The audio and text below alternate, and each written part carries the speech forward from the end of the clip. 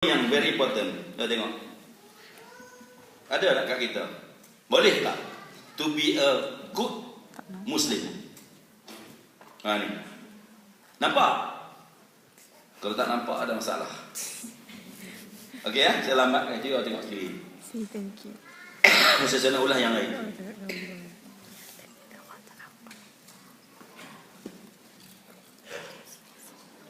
Okey, ni itu 10 tambahan. Baru you profesional. Senyum, kadang senyum, bermain-main senyum, jumpa kawan senyum sikit, tak share knowledge, tak pernah say thank you, berat. Sister buat makanan bagi, tak cakap terima kasih pun. Tengok ya, okey, tak setu. Allah. Benda yang small matter, tapi dia tu become a big problem kalau sampai peringkat kita bawa. Kalau Islam yang macam itu, susah. Senyum pun senyum tu biar. Saya cuba demo kan. Senyum biar baca warna 9. Ramai warna 9 sini? Ramai? Senyum warna 9 tu bagus. Dia tadi bilang kan 1, 2, 3, ompek. Dia. Saya lihat sebab dia ada istilah senyum kambing, senyum sinis, senyum. Itu di antara. Badan yang penting nombor 3 tu, do more than expected. Buat kerja lebih, bukan sekat. Ini banyak berlaku ni kawan tu tomah kepada Islam ni. Seperti mana pegawai-pegawai di peti-peti yang memegang agama Islam ni, contohnya kan government sepanjang Islam ni. Orang nak pergi buka waktu berjabat, dah nak tutup lah. Datang besok pak cik ya, Baitul Mal umpamanya, orang boleh buat joke. Dia tak boleh nak spend sedikit masa tu untuk nak layan tetamu yang datang jauh ni. Walaupun itu dah habis masa dia. Ni buat lebih daripada itu. Itu profesional. Nampak? Ini di antara ni. Ni sedikit demam rajah ni. Yang bawah doing the right thing when nobody is watching tu. Itulah yang Nabi kata, ittaqullah haitsuma kunta. Tengok, dia buat flexion, self regulation, self correction apa semua tu. Akhirnya dia buat itu. Di mana-mana kita buat itu tanpa ada orang lain yang observe, kita boleh berlaku adil. Kita berlaku yang terbaik ni. Doing ni. Maknanya kita buat yang terbaik ni bukan sebab orang depan orang berlakon, jalan depan orang bukan main, di belakang tak, no. Di sinilah. Di sini nak uji kita ni. Keimanan mukmin yang special, yang profesional macam ni. Di mana orang ada tak ada, dia macam itu je. Kerana ini menjadi budaya dia.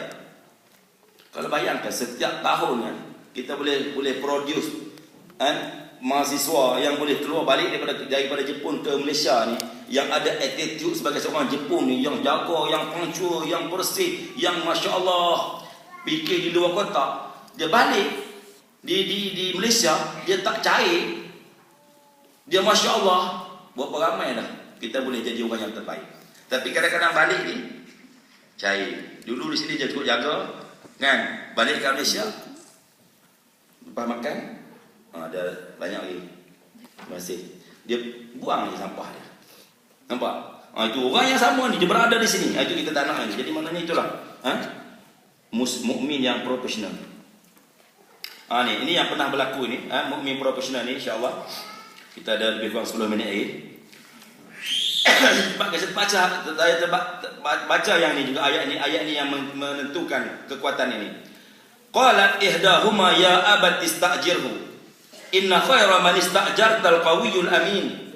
Ini peristiwa apabila anak Nabi Syuaib, Safura dan Lia, yang datang Nabi Musa, tolong naik bukakan tempat penutup untuk diminum oleh ni, dah ambil dari perigi dan semua tu.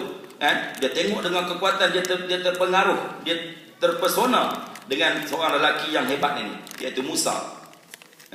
Salah seorang dari kedua wanita itu yang anak Nabi Syuaib yang bernama Safura dan Lia ini, dia berkata, ya bapa aku, ambillah ia sebagai orang yang bekerja kepada kita.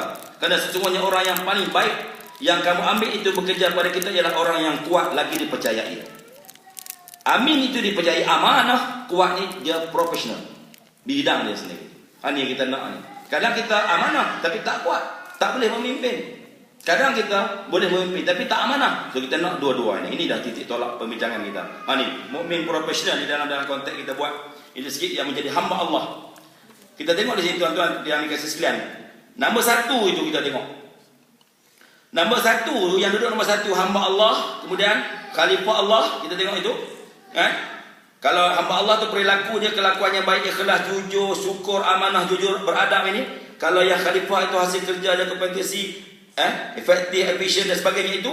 Kalau nombor 1 dia ialah golongan yang terburuk, kelakuan buruk, prestasi kerja pun rendah. Ini tak pakai langsung. 1. Kita pilih nak yang mana. Nombor 2 nya golongan yang berkelakuan baik, akhlaknya baik, tapi prestasi kerjanya malas. Kelas konten. Akhlaknya baik, jumpa orang masya-Allah, tapi kurang sekali. Ponteng, lari, culang, itu kita tak ada. Kita duduk kat situ ke tak? Kita naik lagi. Golongan yang ketiga, berprestasi tinggi, kerja tinggi, berprestasi kerja tinggi, tapi perangai buruk. Ngumpat kat orang, culas, tapi dia tak amanah lah betul. Yang kita nak lahirkan, yang datang ni, berapa ratus orang yang datang ni, insya-Allah yang kita nak ni ialah mukmin yang profesional, kelakuan dan prestasi kerjanya excellent. Boleh? Jadi kita nak ni, dia dah ada semua itu. Cuma dia masuk dalam ni je. Inilah sifat-sifat unggul mukmin profesional. Dia pemurah demi perjuangan. Siapa ni? Abu Bakar. Kita tengok Abu Bakar ini bila dia nak yang pertama ni, dia beri semua sekali. Masa-masa Islam nak naik itu, sifat pemurah demi perjuangan. Macam ya Allah bagi duit untuk apa? Untuk buat program. Contribute duit RM1 sebagainya untuk perjuangan ya Allah di sini. Contohnya Abu Bakar, bagaimana sehingga Nabi kata ma taraktu ya Abu Bakrin li ahli. Apa yang kamu tinggal kepada keluarga kamu wahai Abu Bakar? Taraktu Allah wa Rasul. Ini yang dia hebat di situ. Kemudian keimanan Abu Bakar yang amat tinggi, keyakinan dia. Sehingga dia diberi gelaran As-Siddiq ketika mana? Ketika Isra dan Mi'raj sedikit. Kita cuba ini. Kemudian Umar amat tegas berpegang kepada agama. Kita tengok sifat Umar Al-Khattab ini. Tegasnya sehingga Nabi dalam hadis Bukhari, Nabi kata, kamu wahai Umar, kamu lalu lawan ini, nescaya syaitan akan lalu lain. Itu riwayat Imam Bukhari. Tunjuk tegasan Umar dalam agama dia, tegas agama dia. Dia tunjuk dia sebagai identiti muslim. Saya muslim, saya kena ada. Saya ada prok saya sebagai seorang muslim. Orang nampak ini orang Islam. Dengan watak dia, dengan sebagainya, walaupun dia tak pakai pakaian-pakaian yang, tapi orang nampak dia tu, dia memang muslim. Muka dia, wajah dia muslim. Ini yang dikatakan mukmin yang profesional. Ini Umar. Kemudian berani kebenaran Umar ni yang dapat gelaran Al-Faruq ni bila? Bila mana? Bila dia masuk Islam, kita recall balik je supaya ni saudara-saudari boleh dapat balik. Bila dia masuk Islam, dia kata dia nak isytiharkan secara jahar, secara jelas. Dia pun pergi dengan Hamzah semayang di Masjidil Haram. Dia buat 2 saf. Satu dia pimpin, satu lagi Hamzah. Ketika itu Rasulullah kata, kamu inilah yang digelar Al-Faruq, yang dapat membezakan yang orang yang paling tegas dalam agama ni, Umar Al-Khattab. Kemudian yang ketiga, yang keempat, berani demi kebenaran. Sayyidina Ali dan sebagainya. Begitu dia lah pemurah dan pemalu Sayyidina Osman. Satu cerita dalam hadis riwayat Imam Muslim. Apabila Nabi sedang baring, nampaklah betis sedikit. Betis Nabi sedikit, betis terselak sedikit, betis Nabi tengah baring. Abu Bakar boleh masuk sembang, Nabi relax tak tutup pun betis dia tu. Abu Bakar masuk, Omar masuk, bincang lain balik. Bila dua-dua ni balik, datang Sayyidina Osman, Nabi terus bangun, Nabi tutup. Aisyah perasan, Aisyah tengok. Aisyah kata, wahai Rasulullah, kenapa you masa Abu Bakar datang, Omar datang, you relax macam tu je? Kenapa bila Sayyidina Osman you tutup? Dia kata, Nabi kata kepada Aisyah, kerana Osman ini seorang yang sangat pemalu. Dia kalau dia nampak betis aku, dia kata datang, dia tak datang lah. Dia balik, dia malu. Orang yang macam ini ada kepada kita, kepada generasi yang ada ni, Masya Allah. Ada benda-benda yang seperti inilah yang boleh maintain sampai sekarang ni. Islam yang seperti yang dibawa oleh orang-orang seperti ini, pemurahnya Osman dan sebagainya. Kemudian keberanian berperang, ketegasan berpegang pada prinsip ajaran Islam, dipercayai di kalangan umat, aminul ummah. Kita ada dah semua ni, tetap pendirian dan sebagainya. Inilah yang ada. Orang-orang inilah yang kita nak refer. Siapa orang mukmin yang paling profesional siapa? Of course Rasulullah sallallahu alaihi wasallam. Laqad kana lakum fi Rasulillahi uswatun hasanah. Memang Rasulullah. Lain pada siapa? Orang yang bersama, yang berada di keliling ini. Dalam hadis riwayat Imam Bukhari, Nabi sebut satu-satu 10 orang ni.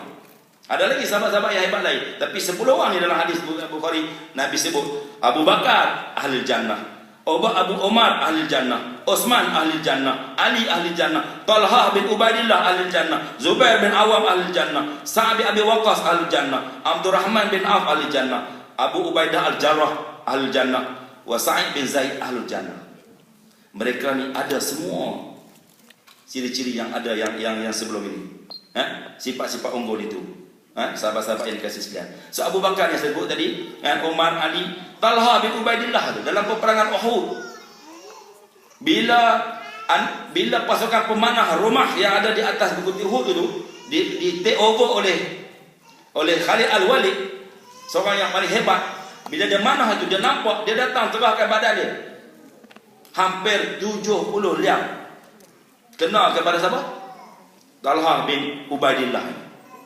Ini yang Nabi kata dia sedia berkorban. Zubair Awam, sama, digelar sebagai Hawari Muhammad. Dia ni juga orang yang hebat. Hawari penolong Nabi. Bila dia ni juga datang, Nabi hantar dia. Zubair Awam juga orang yang paling hebat. Dia menjadi penolong kepada Nabi sallallahu alaihi wasallam. Banyak berperang ni, face to face dia orang yang lawan perang ni. Kemudian Sa'ad bin Abi Waqqas, kita tengok bagaimana Sa'ad bin Abi Waqqas bila dia terpaksa lawan dengan mak bapak dia, mak dia yang tak nak, yang marah dia, yang sanggup boikot, yang sanggup mati tak nak makan, tapi dia sanggup. Dia sanggup, dia kata walaupun diberi 100 nyawa kepada ibu aku tetap memeluk agama Islam, aku tetap beryakini dengan ini. Ini Sa'ad bin Abi Waqqas. Mana seorang yang berprinsip walaupun digoda begitu, mak dia sayangkan mak dia, sehingga Allah turunkanlah rakamkan dalam surah Luqman, wa in jahadaka ala an tusyrika bi ma laysa laka bi ilm fala tuti'huma wa sahibhuma fid dunya ma'rufa wa tabi' sabila man anaba ilayya summa ilayya marji'ukum fa unabbi'ukum bima kuntum ta'malun, dalam surah Luqman. Yang 3 4 dia hafal dulu. Sampai ingat dulu. Maknanya Allah rakamkan spesial untuk Sa'ad bin Abi Waqqas ini dengan mak ayah dia. Walaupun mak dia itu bukan Islam, tapi kena layan seperti biasa. Itu maksudnya. Abdurrahman bin Auf, kaya raya, Masya Allah, profesional dia. Sehingga dia tinggal, bila dia meninggal, dia beri kepada salah seorang isteri dia 80,000 dirham. Kaya. Saat Zul meninggal tak ada nak bagi apa. Kata tahan. Ini Sayyidina Utsman boleh tinggal 80, salah seorang kepada isterinya 80,000 dirham. Harta dia yang melimpah ruah, dia beri begitulah Sayyidina Utsman bin Auf ini. Kemudian Abu Ubaidah al-Jarrah, sama juga orang yang cukup kuat, yang Yahudi Najran datang nak berbincang, Nabi hantar dia kerana dia orang yang paling ini. Kemudian Sa'id bin Zaid yang merupakan adik ipar kepada Umar Al-Khattab, orang yang juga tetap pendiriannya. Dia belasah oleh Umar, yang tak takut pegang, masih tak apabila dibaca surah Toha kat Umar, kita tahu sejarahnya. Itu di antaranya contoh-contoh mukmin yang profesional. So, sahabat-sahabat yang kasih sekalian, inilah reference kita. Inilah orang-orang yang kita kena baca, kita tahu biografinya. Berapa orang dah ada 10 ni yang tahu, yang dah hafal. Yuk lepas benda ni, yuk ambil satu benda ni lah boleh dibawa balik. Ini yang terakhir, slide yang terakhir insya-Allah. Yang saya nak tutup dengan hebatnya orang mukmin ini.